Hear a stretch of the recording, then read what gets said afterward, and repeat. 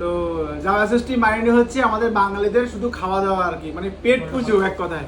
তো এত আয়োজন আসলে যেটুকু মানে এখানে ম্যাক্সিমাম যেগুলো আমার প্রিয় প্রিয় খাবার, তো প্রিয় প্রিয় খাবারগুলি রান্না হয়েছে। আমি তাও বলবো কি কি মেনু আছে, ভুলটা তুমি বলে দিও, ঠিক আছে?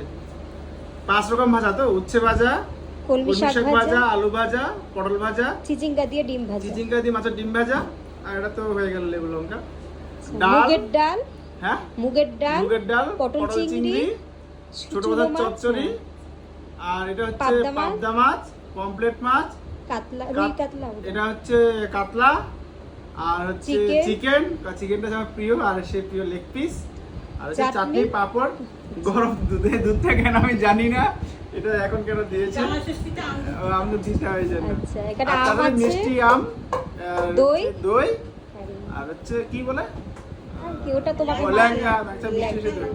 তো এই হচ্ছে খাবার। তো জামাই ষষ্ঠীর মেন কারণ হচ্ছে অ্যাকচুয়ালি পেট পুজো আর বেশি করে খাওয়া।